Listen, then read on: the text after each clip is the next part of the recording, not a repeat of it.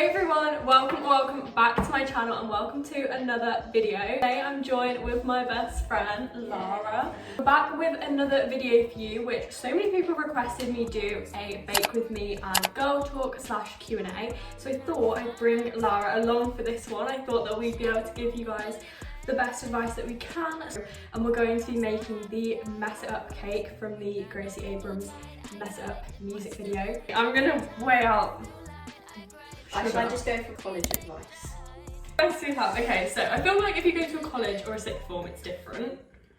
Right, you know they've changed the name of mine now, it's now a sixth form. Really? Because Right, Lara's gonna weigh out our butter for us while I try and give you the advice that I have for college. So yeah, what I was gonna say is, I feel like the people I've spoken to that go to a sixth form have different opinions, so take it with a pinch of salt, depends where you're going, what you're doing. Stay as organised as you can, like that is genuinely the key. You're gonna hear everyone say that, but it's so important. Buy your folder. Because I used to organise my sheets like at the end of every week, but then like sometimes I need sheets for like lessons and stuff and I've left them at home.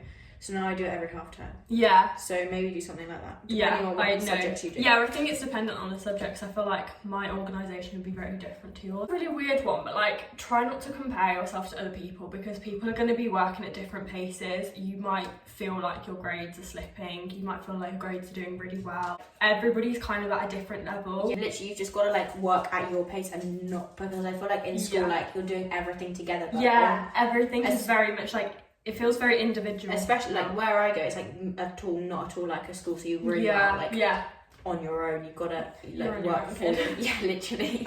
We've melted our butter a little bit so it's like soft. I'm going to put it in the mixer now. You can't really see nice any. Mixer. I know, I love it. We got it for Christmas. Oh. I shouldn't like name and shame. No, there's no shame.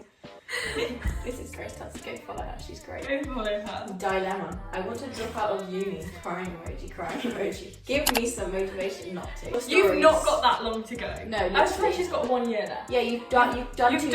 Over halfway. And think of all the fun times that you've had, and the experiences you've had, and the opportunities that you've had, and the people that you've met. And also, you'll feel so proud of yourself once you finish. Yeah, love you. How hard / easy is it to make friends in college? Okay, it's easy to make friends. To like stay and like maintain those friendships is different. I think I'm genuinely saying it's like, my French class, it was easy to make friends because there was only 3 of us, so we didn't really have a choice. But like, my English class, nobody spoke to each other for like 2 years. Actually, okay, it was better than I thought it would be because people, as I said, actually like want to make friends. Yeah, that's the thing. But you do actually have to put effort into kind of maintain those friendships because otherwise they're just going to kind of fizzle out. Just literally be like, I know it feels weird, but just be like, do you want to get lunch with me? Do you want to go for coffee with me? I kind of wish I'd done that. Like, I definitely spoke to people in my lessons, but I didn't. I wish I'd said, oh, do you want to go and get coffee? Do you want to go to Tesco or something? And like that will help. Like a Snapchat group chat, like in my, I'd say like the class that I made the most friends in, we had a Snapchat group chat from like one of the first lessons. Do you want to do that? Yeah, so somebody asked advice on GCSE stress. We thought we'd touch on this because I feel like I've spoken about it a few times before, but we'll say like what we would say to key points. What we would want. Maybe what we just said to ourselves this time last year. That's what you want to hear. Yeah. Mostly for me, it was like just a fear of the unknown, like because you've never done a set of proper real life exams. They like take over your life for what, like a month and a half, 2 months. Yeah. And it's like that's the only thing that's going on. That's the only thing that anyone ever talks about. And because you've never really experienced that before, like your SATs don't really count. Yeah. So I feel like that's the main thing because they seem so big and scary and important. Yeah, I'd say like if you are stressed, my biggest piece of advice is to talk to somebody. It doesn't matter who. I wish I'd done more journaling because I feel like that really helps my stress now, and I feel like that would have helped me back then. It definitely helps because all the things are just flying around on their own traps inside your head, so just get them out some way. And just like, obviously this probably is not what you want to hear because I didn't want to hear this when I was doing my GCSEs. It's not that deep. They're really not that deep. I never. You guys know how like proud I was of myself, and I'm still so proud of myself for what I got. But I don't think about them at all. And if I'd got a 6 in maths, even though I desperately wanted a 7 at the time, I wouldn't think about it now. Like, put some baking powder in. Different things to do with friends. Oh, okay. So they live in a big city and they need more ideas. They live in a big city? Oh no, they don't live in a major city. I was going to say that. Picnics. Yes. That is actually my favourite thing. We did that just Yeah, today. we did that today. Also, like, just invite them to your house and bake something. Like, or like go for barbecues. Or yeah. we did like a really cute little like dinner. Yeah, do like we a made pasta night. We're having some sort of like little dinner party thing. You Like, could go like cute camping in a dinner field. party. Like Any tips for maths paper 2 and 3?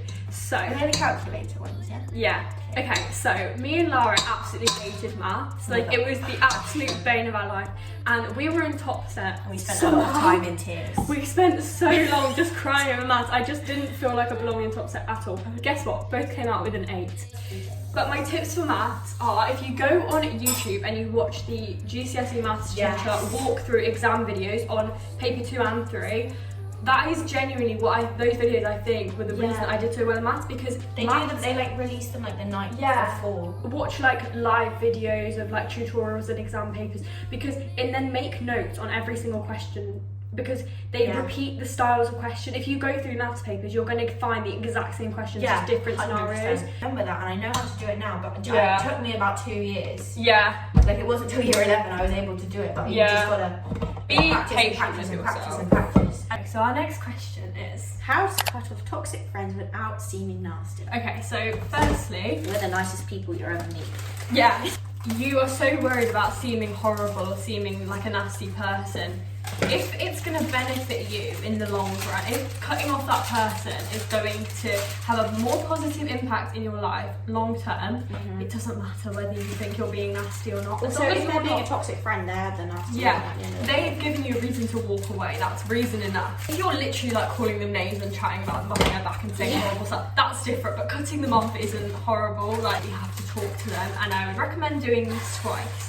And the reason you do it twice is because if you have a conversation with them the first time and nothing changes, you don't know whether that's because of something they're going through, whether, I don't know, they've got, like, that's really bad, but like, if you speak to them the second time and still nothing changes, then you know it's time to cut them off. And talking to them, I would literally be like, hi, I've been feeling like this.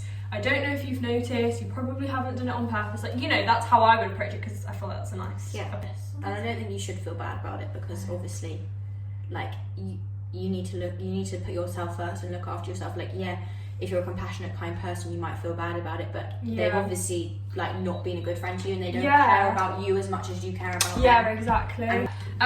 Distance yourself is the best way. So if you have a snap streak with them on Snapchat, lose it. I don't actually know. Yeah, I'd say literally just distance yourself. I feel like the best way you can do it is make yourself busy with other people. Yeah. Surround yourself with people you want to be surrounded with. You don't have to talk to them. Just literally. You just stop talking to them. Currently, I just walk off. Yeah. Like, when I'm in a conversation, I don't want to be in. I'd say, like, you need to surround yourself with good people as well. Yes. That's so important, because otherwise you're just gonna, don't blame yourself. Advice on periods. Paracetamol is literally the only thing that works, and I feel like that's really, like, basic. Yeah, but that is genuinely the only thing that actually works. Lower back pain, so I put my hold on my lower back. And I just like have, even if it's not a hold, just like a cushion or like a teddy under my lower. Like, I feel like that really helps. But then I get it both sides, like front and back, and it's like, do I lie on my front or do I lie on my back?